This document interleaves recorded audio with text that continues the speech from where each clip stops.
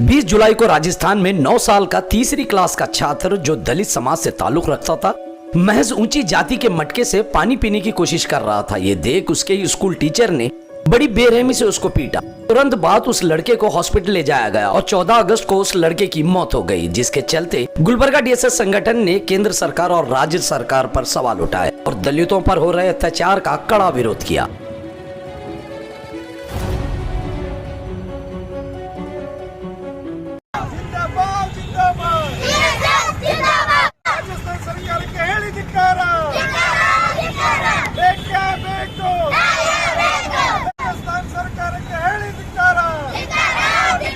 आज 75 साल की आज़ादी का अमृत महोत्सव चल रहे हैं। इस देश में बहुत तकलीफ दलितों और बच्चों को दे रहे हैं। ये मनुष्य संस्कार है, मनीष संस्कृति का कानून चला रहे हैं। इस भारत देश में जो केंद्र सरकार और राज्य सरकार और राजस्थान में जो हुआ घटना और 9 साल की बच्चों में 3वीं पढ़ते हुए उसकी अछूत का बात है। वो कई के लिए मटके को वो टच किया ना, इसीलिए वो इसका टीचर है जो इसके ऊपर हमला करके इसकी जान ले लिया।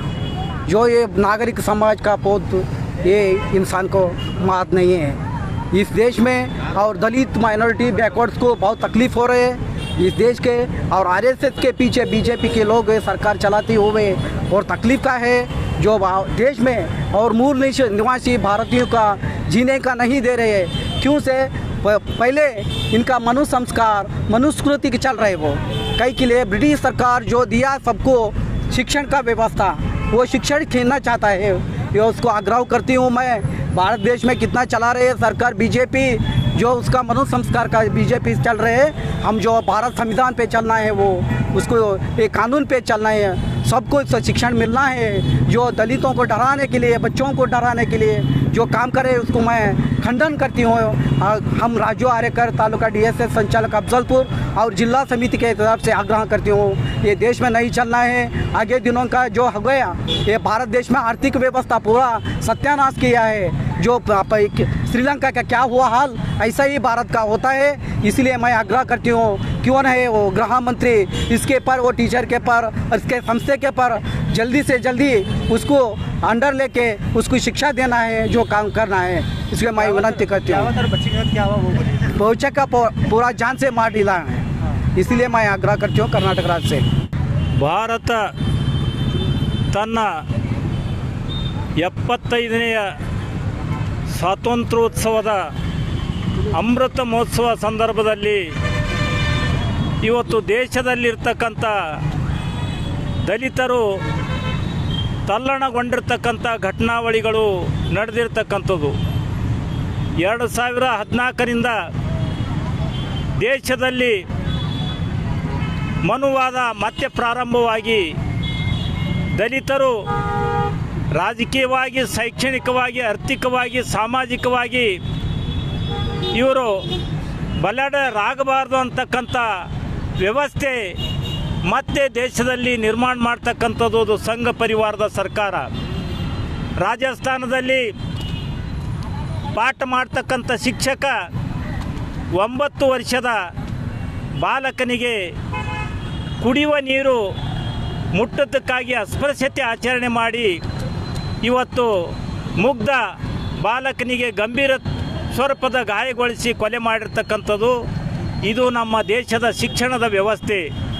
ಪಾಠ ಮಾಡ್ತಕ್ಕಂಥ ಶಿಕ್ಷಕ ಅವನು ವಿದ್ಯಾರ್ಥಿಗೆ ಅಸ್ಪೃಶ್ಯತೆ ಆಚರಣೆ ಮಾಡಿ ಕೊಲೆ ಮಾಡತಕ್ಕಂಥದ್ದು. ಮತ್ತು ಉತ್ತರ ಪ್ರದೇಶದಲ್ಲಿ 1 ತಿಂಗಳದ ಶುಲ್ಕ ಪಾವತಿ ಮಾಡದೇ ಇದ್ದ ಕಾರಣ ಅಲ್ಲಿ ಒಬ್ಬ ಶಿಕ್ಷಕ ಅಲ್ಲಿ 13 ವರ್ಷದ ಬಾಲಕನಿಗೆ ಹೊಡೆದು ಕೊಲೆ ಮಾಡಿರ್ತಕ್ಕಂಥದ್ದು. ಅದೇ ಉತ್ತರ ಪ್ರದೇಶದಲ್ಲಿ ಏನು ಶಾಲೆಯಲ್ಲಿ ಸಮವಸ್ತ್ರ ಧರಿಸದೇ ಇದ್ದ ಕಾರಣ ಒಬ್ಬ ಯುವತಿಯನ್ನು ಅಲ್ಲಿಯ ಗ್ರಾಮದ ಮುಖಂಡನೊಬ್ಬ, ಶಾಲೆಗೆ ಸಂಬಂಧ ಇರಲಾರ್ತಕ್ಕಂಥ ಮುಖಂಡನೊಬ್ಬ ವಿದ್ಯಾರ್ಥಿಗೆ ಮನಬಂದಂತೆ ಥಳಿಸಿ ಸ್ಕೂಲ್ದಿಂದ ಹೊರಗೆ ಹಾಕಿರ್ತಕ್ಕಂಥದ್ದು. ಇದು ಎಲ್ಲನೂ ನೋಡಿದಾಗ ಇವತ್ತೇನು ದ್ವಾಪರ ಯುಗದಲ್ಲಿ ಏನು ದ್ರೋಣಾಚಾರ್ಯ ಏಕಲವ್ಯನ ಬೆರಳ ಕತ್ತರಿಸ್ತಕ್ಕಂಥದ್ದು ಮತ್ತು ರಾಮ ಷಣ್ಮುಖ ಮುನಿ ಶಿರ ಕಡ್ದಿರ್ತಕ್ಕಂಥದ್ದು, ಅದೇ ಸಂಸ್ಕೃತಿ ಅದೇ ಕಾನೂನು ಮತ್ತೆ ಏನಪ್ಪ ಅಂದರೆ ದೇಶದಲ್ಲಿ ಜಾರಿಯಾಗಿರ್ತಕ್ಕಂಥದ್ದು ಇವತ್ತು ನೋಡಬೇಕಾಗಿದೆ. ಯಾವ ಪುರುಷಾರ್ಥಗೋಸ್ಕರ, ಯಾವ ಸಂತೋಷದಗೋಸ್ಕರ ಇವತ್ತು ಹರ್ ಘರ್ ತಿರಂಗ ಜೆಂಡ ಮತ್ತು ದೇಶದ 75ನೇ ಪ್ರತಿ ಮನೆಯ ಮೇಲೆ ಏನಪ್ಪ ಅಂತ ತಿರುವಣೆ ಧ್ವಜ, ಇವತ್ತು ಅಮೃತ ಮಹೋತ್ಸವ ಯಾರಿಗೆ ಬಂದಿದೆ ಸ್ವಾತಂತ್ರ್ಯ ಅಂತಕ್ಕದ್ದು ಮತ್ತೆ ನಾವು ಕೇಳಬೇಕಾಗಿದೆ. ಈ ನಿಟ್ಟಿನಲ್ಲಿ ಇವತ್ತು ದೇಶದಲ್ಲಿ ಇದೇ ರೀತಿಯಾಗಿ ಇವತ್ತು ದಲಿತರ ಮೇಲೆ ನಿರಂತರವಾಗಿ ಹಲ್ಲೆ ನಡೆದರೆ ಅದು ಏನಪ್ಪ ಅಂದರೆ ಶ್ರೀಲಂಕಾದಲ್ಲಿ ಆಗಿರ್ತಕ್ಕಂಥ ಘಟನೆ ದೇಶದಲ್ಲಿ ಮರುಕಳಿಸ್ಬೇಕಂತಕ್ಕಂಥ ಒಂದು ಎಚ್ಚರಿಕೆಯನ್ನು ಇವತ್ತು ಇಲ್ಲಿರ್ತಕ್ಕಂಥ ಸಂಘ ಪರಿವಾರದ ಸರ್ಕಾರಕ್ಕೆ ಮತ್ತು ಮನುವಾದಿಗಳಿಗೆ ಮತ್ತು ಕೋಮುವಾದಿಗಳಿಗೆ ದೇಶದ ದಲಿತರು, ಹಿಂದುಳಿದವರು, ಅಲ್ಪಸಂಖ್ಯಾತರು ಇವತ್ತು ಎಚ್ಚರಿಕೆಯನ್ನು ಕೊಡಬೇಕಾಗಿದೆ. ಇವತ್ತು ದೇಶ ಯಾವ ಸ್ಥಿತಿಗೆ ಮುಟ್ಟಿದೆ ಅಂತಂದರೆ ಇವತ್ತೇನಪ್ಪ ಅಂದರೆ ಅತ್ಯಾಚಾರ ಸಂಸ್ಕಾರ ಅಂತಕ್ಕಂಥ ನಿಟ್ಟಿನಾಗ ಇವತ್ತು ನೋಡ್ತಾ ಇದ್ದೇವೆ ನಾವು. ಈ ನಿಟ್ಟಿನಾಗ ಇವತ್ತು ಸರ್ಕಾರ ನಾಚಿಕೆಯಿಂದ ತಗ್ಗಿಸ್ತಕ್ಕಂಥ ವಿಚಾರಗಳು ಇವತ್ತು ದೇಶದಲ್ಲಿ ಘಟನಾವಳಿ ನಡೀತಾ ಇವೆ. ಇದನ್ನು ಕೂಡಲೇ ಬಂದ್ ಮಾಡಬೇಕು, ಇದು ಕೂಡಲೇ ನಿಲ್ಲಿಸಬೇಕು. ನಿಲ್ಲಿಸದೆ ಹೋದರೆ ಗಂಭೀರವಾದ ಒಂದು ಪರಿಣಾಮ ಇವತ್ತು ಸರ್ಕಾರ, ಇವತ್ತು ಮನುವಾದಿಗಳು ಇವತ್ತು ತಿಳ್ಕೊಳ್ಬೇಕಂತೇಳಿ ನಾವು ಇವತ್ತು ಸರ್ಕಾರಕ್ಕೆ ಎಚ್ಚರಿಕೆಯನ್ನು